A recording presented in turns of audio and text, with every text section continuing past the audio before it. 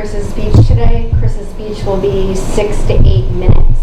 The title is Clark Kent to Superman, My Journey to Self-Confidence. And his objectives today are to effectively communicate his struggle with self-confidence, to engage and entertain the audience, and to inspire others to stretch their comfort zones by trying new things. Chris.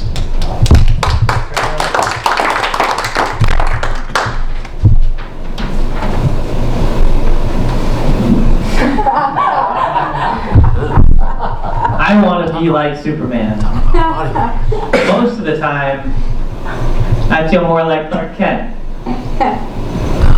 Superman has the ability to fly, superhuman strength, laser beam eyes, and X-ray vision. But what I admire most about him is his total confidence in who he is and what he's capable of. He wears with pride the clothes given to him by his family, and he uses his powers to help his friends in the world. Clark Kent, on the other hand, lacks self-confidence. He's timid, and he's unsure of himself around other people. He's afraid of being the center of attention, and he's overly worried about what other people think of him. He's afraid of saying no. There are some things about Clark Kent that I like. He's kind, he's easy to get along with, and he's a good worker. But he's just afraid of being himself, and of showing himself and his true capabilities to the world. Over the past few months, I've been working to develop Superman-like confidence by going out and doing some things that are both fun and also a little scary for me. With the support of a few of my good friends, one of whom is our president, Rob Kanzer, I've been able to go out and stretch my comfort zone and challenge myself a bit. So here are some of the things that I've done recently to help build my self-confidence.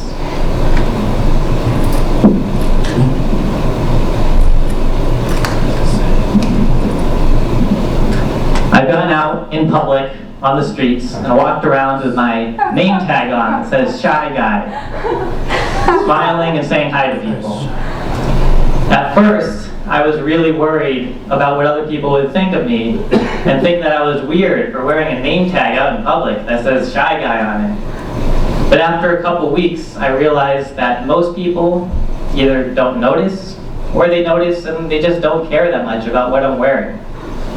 One guy even complimented me on it.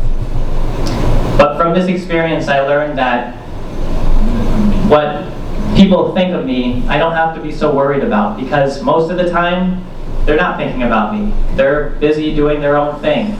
And I don't have to be so worried about what I'm wearing or what I'm doing out in public. I walked like a giant chicken in front of a group of grown men, like so.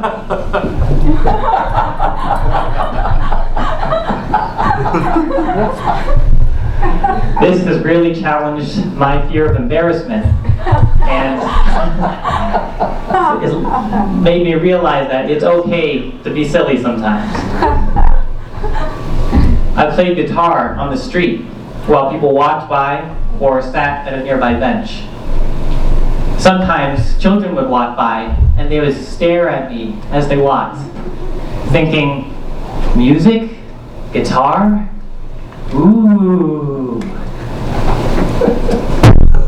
From this experience, I learned that most people are busy with their lives, don't really notice the music or don't care that much.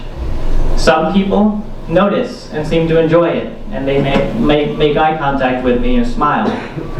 And then occasionally someone will come by and seem to be mesmerized with the music.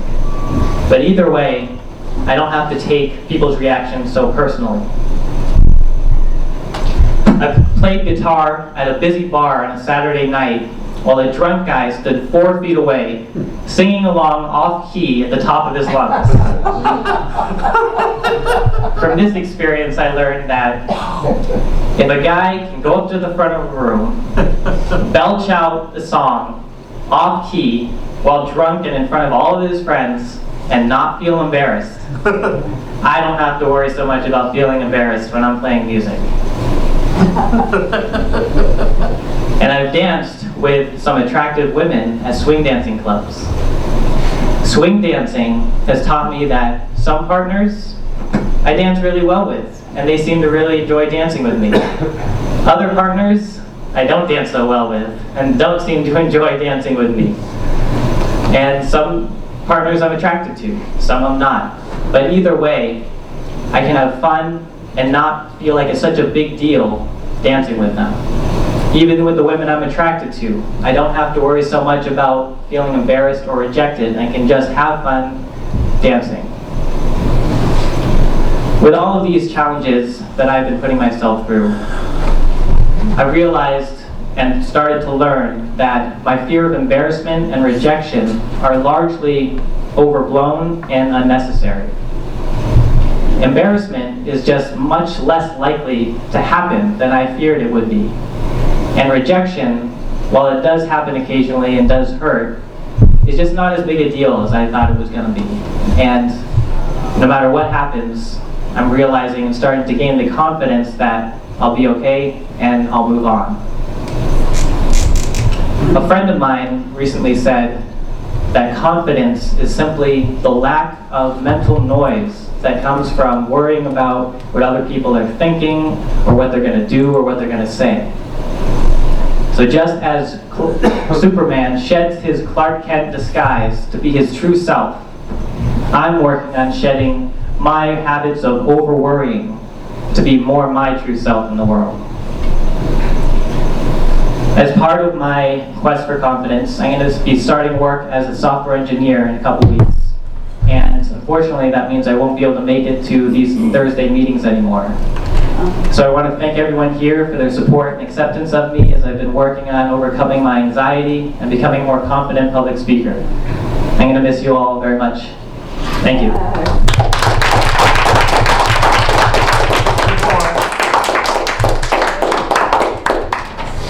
Thank you, Bruce.